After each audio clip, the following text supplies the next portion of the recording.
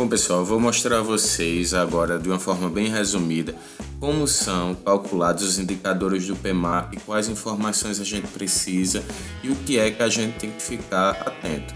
Então essa tabela está bem prática, ela vai em cima do que a gente precisa. Eu resumi os indicadores só aqui nesse item, só o da atenção básica, então esses vão ser o que vocês vão ter que se preocupar. Então, o primeiro indicador é a média de atendimento de médico e enfermeiro por habitante. Então, esse indicador, médico de atendimento, média de atendimento de médicos e enfermeiros por habitante, ele é calculado da seguinte maneira: se você encostar o mouse em cima do indicador, já vai aparecer aqui os dados detalhados. É o número médio de atendimento da população de médicos e enfermeiros dividido pela população residente. A população residente vai ser a quantidade de cadastros que existe na sua unidade. Então o Ministério ele calcula em cima disso. E ele vai somar o número de atendimentos médicos e de enfermeiros e dividir isso pela população residente. Certo? Esse valor ele deve dar, aí aqui de lado eu já fiz o cálculo baseado na sua população. Você alimenta a população lá em cima na tabela e aí ele já faz a conta mais ou menos. A meta para essa população é que esse indicador chegue a 0,30, certo? Um parâmetro mínimo seria 0,25 e o máximo seria, não existe esse limite máximo para esse indicador. Certo? E aqui tem um parâmetro que o PEMAP e o Ministério da Saúde cobram. Então, a nossa meta aqui gira em torno de 0,30. No outro vídeo que eu vou explicar a vocês como alimenta esses dados aqui em cima, utilizando os relatórios do PEC, vou explicar item por item qual relatório a gente busca cada item desse. Certo? Aqui ele vai ter as metas para você poder ir comparando. Então, por exemplo, se a gente fez 300 atendimentos médicos e 300 atendimentos de enfermagem durante aquele mês, a média desse indicador vai dar aqui 0,35. Então, o valor desse indicador vai dar 0,35. Ele está acima da meta, então ele está de certa forma bom, tá certo? Então a ideia é que ele se aproxime aí da meta um pouquinho maior nesse caso, certo? É interessante que a gente tenha esse cuidado também de estar sempre próximo da meta para não também não aumentar demais o número do indicador e aí ele sair da regra. Percentual de atendimento de demanda espontânea. Esse percentual de atendimento de demanda espontânea ele vai ser o número de atendimentos de demanda espontânea do médico e do enfermeiro dividido pelo total de atendimentos feitos pelo médico e pelo enfermeiro na unidade. A meta dele é que a gente alcance aí em torno de 38%. Então o limite está aí em 40% e o mínimo 35%, o máximo 40%. Certo? Então é interessante nesse indicador de demanda espontânea que a gente tenha um cuidado para ele não ser muito alto, porque vai mostrar que a unidade de saúde não tem o cuidado de acompanhar a população de uma forma continuada. Ela só vai receber o paciente de demanda espontânea e ali fazer a consulta tipo pronto atendimento. Também nessa consulta de demanda espontânea ela não pode ser muito pequena, porque ela pode dizer mostrar uma fragilidade da unidade ao contrário, ou seja, aquela unidade não atende ninguém de uma forma imediata, ela sempre está com a agenda cheia e o paciente só vai entrar na unidade, o usuário só vai entrar na unidade se tiver agendado. Então ela tem que ter um certo equilíbrio, demanda espontânea em torno de 40%. Percentual do atendimento de consulta agendada. Esse percentual é o número de consultas agendadas do médico e do enfermeiro dividido pelo número total de atendimentos. Então esse percentual aqui tem que ficar entre 25% a 35%. Nossa meta aqui é de 30%, certo? É interessante que a gente ultrapasse os 25, mas fica abaixo de 35, porque também é aquela mesma forma.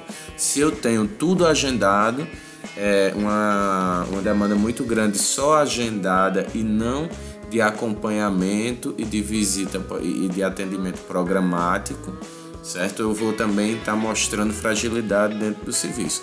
Então, o que é melhor é a gente ter o máximo possível aí dentro das consultas programáticas. Esse aqui é o mais importante. Então, a demanda espontânea ela deve existir, mas tem que seguir esse padrão, e a demanda agendada, o atendimento agendado ele deve existir, mas tem que ir aí até os 35%. O índice de atendimento por condição de saúde avaliada. Então, esse índice de atendimento por condição de saúde, ele vai pegar a quantidade de atendimentos que vocês fizeram para pacientes com hipertensão arterial, com diabetes e com obesidade.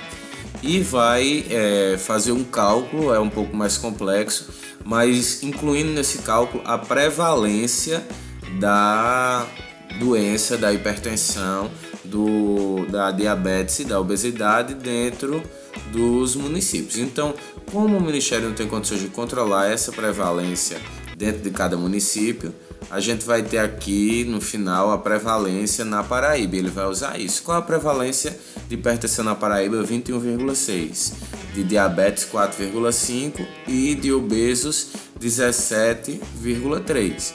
Então, o ideal é que a gente tenha uma quantidade equilibrada desses atendimentos de uma forma continuada.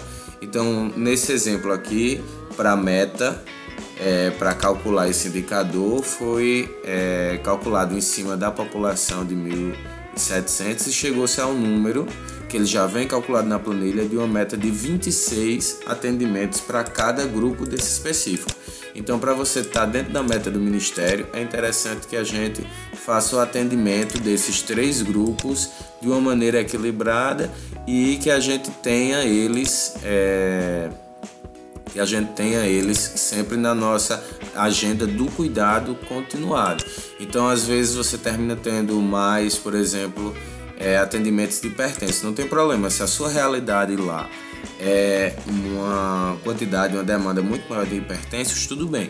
A gente vai continuar incluindo o paciente hipertenso aqui.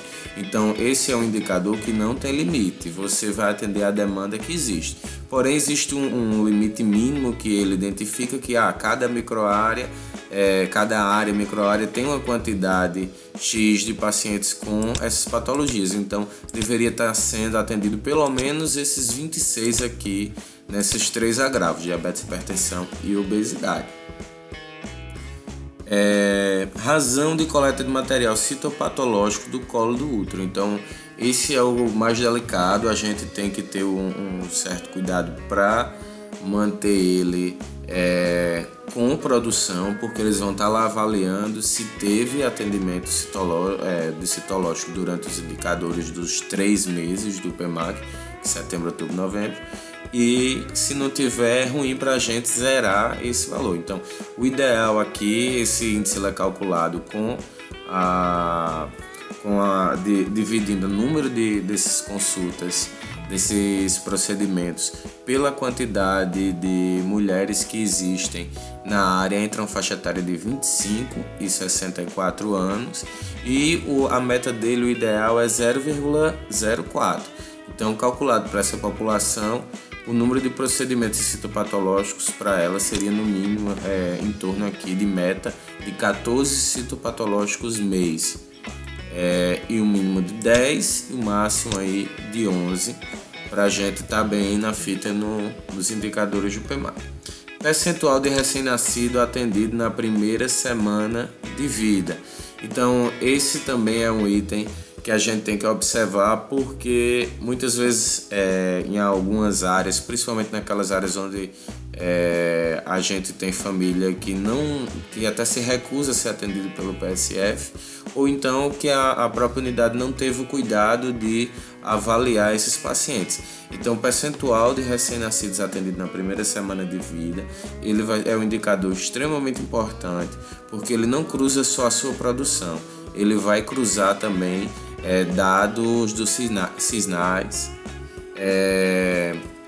SINAM e o SIM.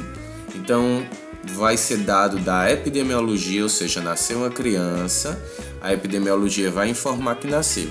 Então, se você não fez o atendimento dessa criança na primeira semana de vida, o Ministério vai saber e aí vai diminuir sua nota. Então, tem que estar atrás, fazer a busca ativa desses recém-nascidos na primeira semana, realizar um contato com o hospital para ficar atento e até antes do parto fazer todos os procedimentos necessários de pré-natal para poder fazer a consulta do recém-nascido, certo? O número de nascidos vivos é pego pela epidemiologia e o número de óbitos neonatais até 6 dias também é pego pela epidemiologia. Então, por exemplo, se nasceram 2 crianças na sua unidade, mais uma morreu, então você não vai ser prejudicado nisso se você só fez um atendimento ao recém-nascido. Então, ele vai cruzar esses dados com a epidemiologia. Então, fique atento para não deixar nenhuma criança sem esse atendimento na primeira semana. Percentual de encaminhamentos para serviço especializado. Então, esse é um indicador negativo, ou seja, quanto menor, melhor, certo? Foge um pouco da regra dos outros. Então, aqui ele vai calcular a quantidade de atendimentos médicos para serviço especializado e multiplicar esse valor por 100 e dividir pelo total de atendimentos médicos individuais. Então, ele calcula aquela resolutividade que a gente chama. A atenção básica deveria resolver 90, 95% dos problemas de saúde das pessoas. Então, só 5%, 10% ou no máximo 15% deveria ser encaminhado para outro serviço.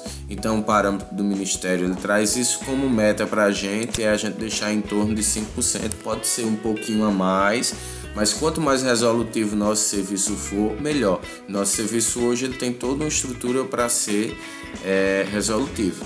O percentual de serviços ofertados pela equipe de atenção básica.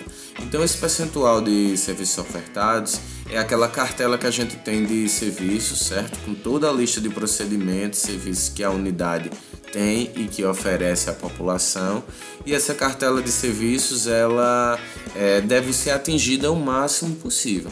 Então, o Ministério da Saúde ele recomenda que seja feito em torno de 70% dessa lista de serviços, de administração de medicamentos, de avaliação antropométrica, de coleta de material para citopatológico, então de consulta com o médico. Todos esses procedimentos eles fazem parte dessa cartela. Então, o ideal para a gente chegar nessa meta do Ministério é que a gente aqui atinja 70%, ou seja, que a gente tenha, vamos subir aqui para a gente ver qual é, desses serviços, que a gente tenha pelo menos 22, que a gente alcance pelo menos aí 22 serviços desse tipo dentro da nossa unidade.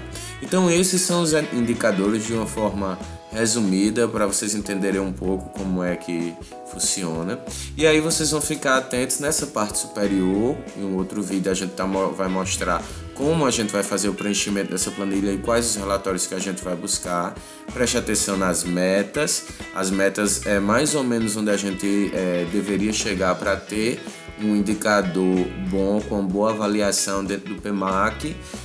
Tenta respeitar os mínimos aqui para a gente não ficar muito abaixo e respeitar também os máximos em alguns pontos primordiais, como por exemplo demanda espontânea. Também, se a gente aumentar muito a demanda espontânea, você termina prejudicando outros indicadores. Se aumentar muito a demanda de consulta agendada, a gente prejudica os outros indicadores. Então aí termina, a gente pensa que está trabalhando para aumentar a produção, mas na verdade a gente está prejudicando um indicador ou outro, dependendo da falta de equilíbrio entre eles, certo? O encaminhamento dos serviços especializados, então 14 seria a meta que cada unidade por mês deveria fazer o encaminhamento para estar dentro desses parâmetros do PEMAC. Os tipos de serviços 22 e atender a 100% dos recém-nascidos. Então, se nascer alguma criança, a gente tem que estar atento aí para não perder esses valores da dos indicadores. Os indicadores valem 30% da nota geral do PMAC, então é um peso muito alto, comparando, por exemplo, a avaliação externa, que a gente se mobiliza todo para fazer, vale 60%. Então, os indicadores que são fáceis da gente conseguir chegar lá, eles valem 30% e são a fase, a etapa primordial para a gente conseguir chegar nos valores ótimos.